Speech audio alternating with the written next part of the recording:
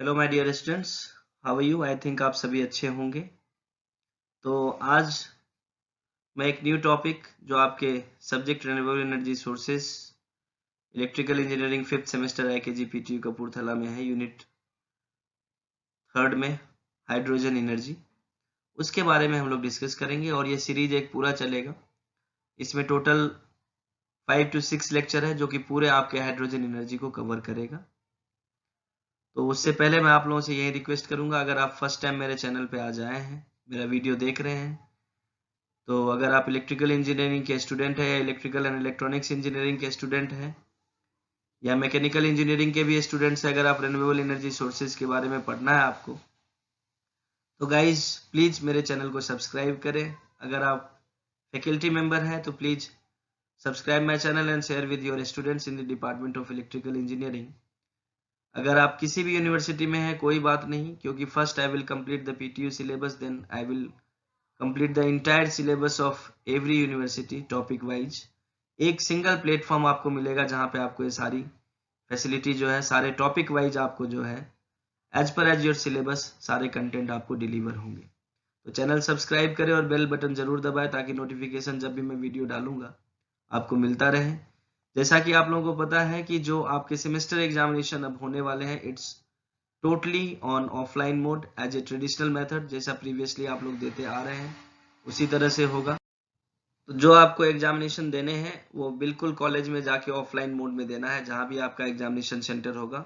हाँ, आपको ये फैसिलिटी जरूर मिल सकती है कि चलो आपका कॉलेज अगर दूर है तो आपको नियर बाय जो है आपको एग्जामिनेशन सेंटर प्रोवाइड कराए जाएंगे, बट आप इस अब भ्रम से निकल जाइए कि आपके पेपर सब ऑनलाइन मोड में होंगे। इवैल्यूएशन आपका पूरा का पूरा ऑफलाइन मोड एग्जाम कंडक्ट करके ही होगा आपके सेमेस्टर एग्जामिनेशन का। हाँ, एजुकेशन आपकी ऑनलाइन चलती रहेगी, ऑफलाइन भी कहीं पे बुलाए जाएंगे वो चलता रहेगा, बट एग्जामिनेशन आपका टोटली ऑफलाइन मोड में होगा। And you know very well, to appear in offline mode you have to clear your entire syllabus conceptually, तभी आप एग्जाम में प्रॉपरली लिख पाएंगे। तो उसी के लिए मैं आपको ये सब्जेक्ट वाइज जो है टॉपिक वाइज लेके आया हूँ। जो रिन्यूएबल एनर्जी सब्जेक्ट है आपका फिफ्थ सेमेस्टर में इलेक्टिव सब्जेक्ट है, लेकिन लगभग लगभग सभी यूनिवर्सिटी में ये सारे टॉपिक्स पढ़ाए जाते हैं। तो PTU में तो सिलेबस के अकॉर्डिंग चल रहा है, बाकी जगह भी आपके सिलेबस में ये है और चलता रहेगा। तो हम लोग जो आज टॉपिक लेके आया हूं मैं, पहला मेरा टॉपिक है ये इस पर्टिकुलर सब्जेक्ट टॉपिक का, पर्टिकुलर चैप्टर का, that is called hydrogen energy. तो इसमें हम लोग हाइड्रोजन एनर्जी के इंट्रोडक्शन के बारे में पढ़ेंगे, इनके क्या क्या मेथड है उसके बारे में, लेटर ऑन इसके जो टॉपिक वाइज जो सिलेबस में है PTU में उसके हिसाब से हम लोग स्टडी करते रहेंगे। तो फर्स्ट ऑफ ऑल हम लोग इंट्रोडक्शन करते हैं हाइड्रोजन एनर्जी, और उससे पहले मैंने आपको कहा है for getting more knowledge you can refer these books, जो मैं हर एक स्लाइड में रेफरेंस में इसलिए डालता हूँ क्योंकि गाइज आप एक चीज ये मान के चलो, आपको ये बुक्स उसके अलावा मेरे lectures as well as the content provided by me in my slides, इनके थ्रू आप एक पर्टिकुलर अपना एक लेसन बना सकते हैं, अपना एक नोट्स बना सकते हैं जो कि लाइफ लॉन्ग आपके काम आने वाला है। So guys, let's start the topic that is called hydrogen energy. So first hydrogen energy discovered by a great scientist, German scientist Christian Friedrich Stolbian। ये जो हमारे साइंटिस्ट हैं इन्होंने सबसे पहले हाइड्रोजन एनर्जी का डिस्कवर किया था 1838 में। आफ्टर 1 ईयर 1839 इसको जो डेमोन्स्ट्रेशन किया था, discovered by the German scientist Christian Friedrich Schönbein, और जो इसको डेमोन्स्ट्रेट किया था सबसे पहले वो किया था 1839 में, demonstrated by Wales scientist sir William Robert Grove. इन्होंने सबसे पहले डेमोन्स्ट्रेट किया था हाइड्रोजन एनर्जी को इन द ईयर ऑफ 1839। तो हाइड्रोजन क्या है इसके बारे में हम लोग देखते हैं। Hydrogen is the simplest and the most plentiful element in the universe. Third number पे आता है अगर हम कोई भी एलिमेंट अवेलेबिलिटी के केस में देखें इन दी अर्थ, तो उसमें थर्ड नंबर पे हमारा हाइड्रोजन आता है, जो कि प्लेंटी मतलब ह्यूज अमाउंट में अपने पास अवेलेबल है in our earth. Its always combined with other elements, लेकिन सबसे बड़ी ड्रॉबैक जो इसकी ये है कि ये कभी भी, अगर आप अपर लेयर ऑफ एटमोस्फेयर देख ले थोड़ा सा मिल जाएगा, लेकिन कहीं पे भी ये अपने सिंगल एलिमेंट में अवेलेबल नहीं है, ये किसी ना किसी एलिमेंट्स के साथ कंबाइंड है। Hydrogen is high in energy, yet an engine that burns pure hydrogen produces almost no pollution. तो हाइड्रोजन जो है एक हम लोग फ्यूल के रूप में यूज कर सकते हैं बर्न करके, लेकिन इसके साथ सबसे बड़ा जो बेनिफिट है हमारे पास वो ये है कि ये किसी भी तरह का पोल्यूटेंट बाद में हमें नहीं देता है जिससे हमारा एनवायरनमेंट अफेक्ट हो। Then NASA has used liquid hydrogen since the 1970s to propel the space shuttle and other rockets into orbit. तो जो नासा है अपना, जो नासा जो एक साइंटिस्ट है जो स्पेस रिसर्च पे काम करती है, नॉर्थ अमेरिकन स्पेस जो हमारा वो है जो संस्था है बहुत बड़ी जो अमेरिका की है, जो स्पेस के लिए काम करती है, जो स्पेस में रॉकेट और सैटेलाइट लॉन्च करती है, उन्होंने 1970s में प्रोपेल के लिए यूज किया था लिक्विड हाइड्रोजन को। प्रोपेल किया था, प्रोपेल करने के लिए किसको? एक शटल को, स्पेस शटल को, and other rockets into orbit. जो ऑर्बिट में हम जो लोग सैटेलाइट माउंट करते हैं उसके लिए जो प्रोपेल चाहिए, जो प्रोपेलर चाहिए उस स्पीड के लिए, जो फ्यूल चाहिए हमें, वहां पे सबसे पहले नासा ने इसको यूज किया 1970 में। अब हम लोग देखते हैं कि वाई हाइड्रोजन हम लोग उस पर काम कर रहे हैं। तो what is this salient features of hydrogen energy? Hydrogen energy के क्या क्या सेलिएंट फीचर्स हैं जिस कारण से आज हम लोग हाइड्रोजन की तरफ मूव कर रहे हैं?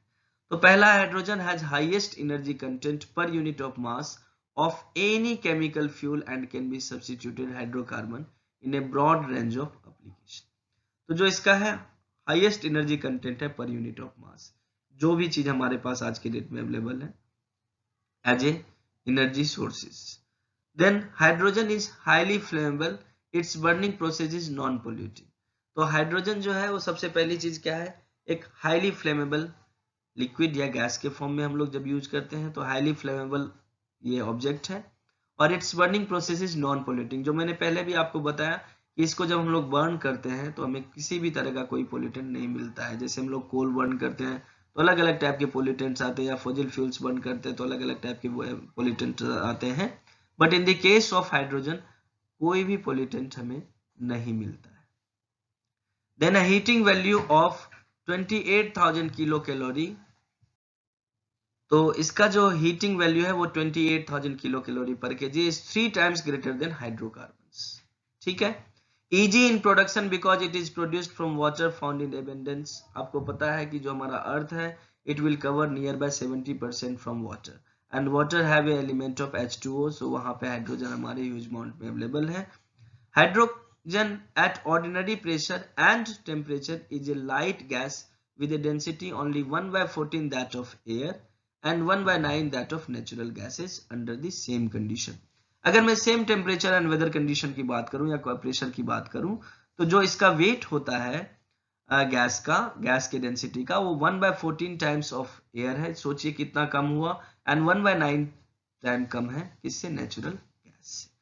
तो आप देख रहे हैं कि जो इसका वेट है, प्रेशर एंड टेम्परेचर, जो ordinary pressure temperature light gas, इसकी डेंसिटी बहुत ही कम है एज कंपेयर टू एयर और नेचुरल गैस में। तो हमें इसको स्टोर करने में भी ज्यादा स्पेस की जरूरत नहीं पड़ती है।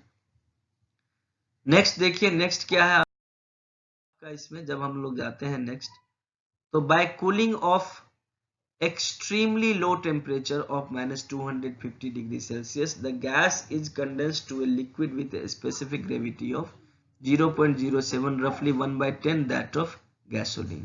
तो अब आप देखिए इसको कूलिंग जो है कितने कम टेम्परेचर तक हम लोग कर सकते हैं, है ना, और इसको कंडेंस करने के लिए स्पेसिफिक ग्रेविटी ऑफ 0.07 है, रफली 1/10 दैट ऑफ गैसोलीन। जो गैस का है उसके 1/10 टाइम हमें कम चाहिए। The flame speed of hydrogen burning in air is much greater than of natural gases।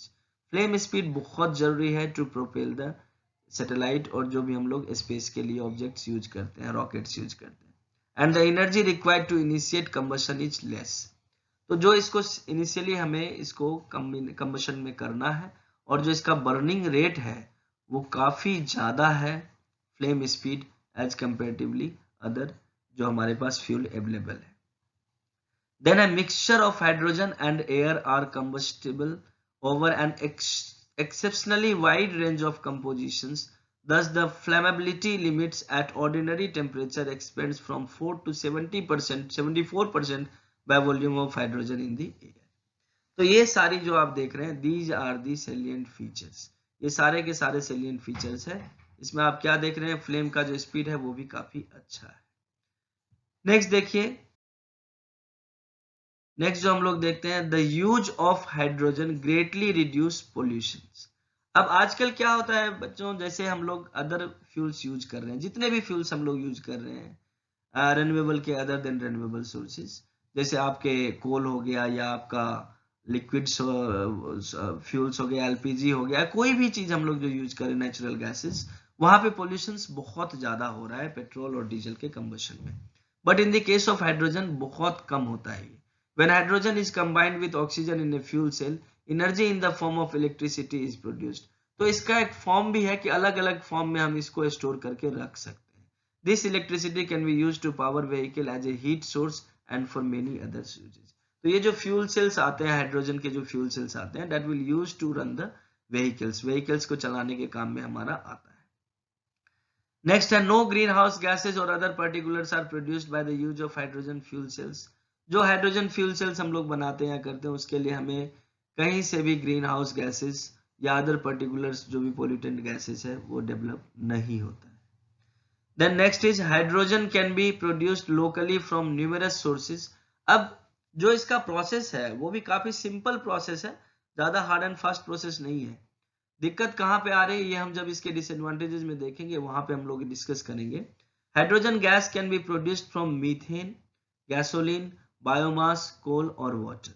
इन सभी चीजों से हम लोग हाइड्रोजन गैस को बना सकते हैं। Each of these sources brings with it different amount of pollution. इन सब में डिफरेंट अमाउंट्स ऑफ पोल्यूशन है, technical challenges and energy requirement.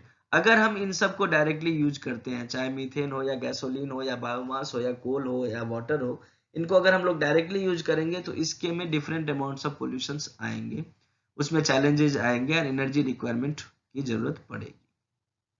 But in the case of hydrogen जब हम लोग यूज करेंगे तो ये चीजें हमारे सामने नहीं आएंगी। नेक्स्ट है, electrolysis is the method of separating water into hydrogen and oxygen.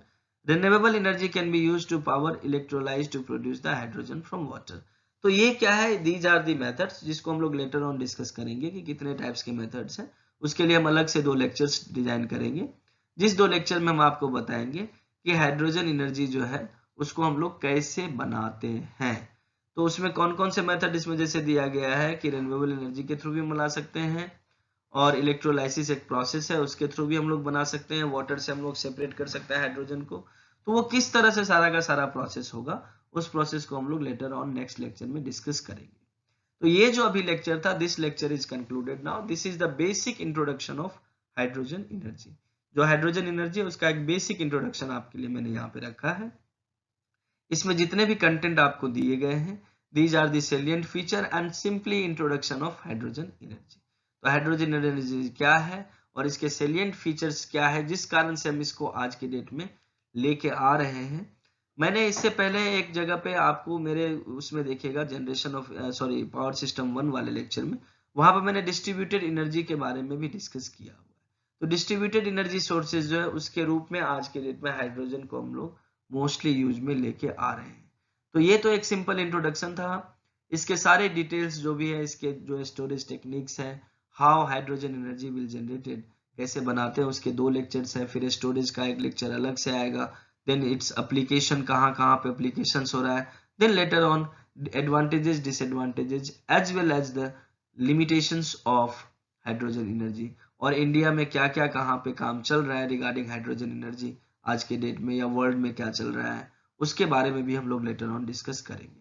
So guys, this topic is concluded now. और मैं आपसे बस यही रिक्वेस्ट करूंगा, last but not the list, if you are the student of electrical engineering, kindly subscribe my channel and share with your friends, और bell icon जरूर दबाएं, जिससे आपको जो है जैसे ही मैं वीडियो अपलोड करूंगा आपको तुरंत इन्फॉर्मेशन उसके थ्रू मिल जाएगी। So guys, wish you all the best. Next topic हम लोग डिस्कस करेंगे how we can generate the hydrogen energy, और इसके 2 लेक्चर्स होंगे, डिफरेंट टाइप्स ऑफ मेथड्स है, उसके बारे में हम लोग लेटर ऑन नेक्स्ट लेक्चर में डिस्कस करेंगे। तब तक के लिए ऑल द बेस्ट।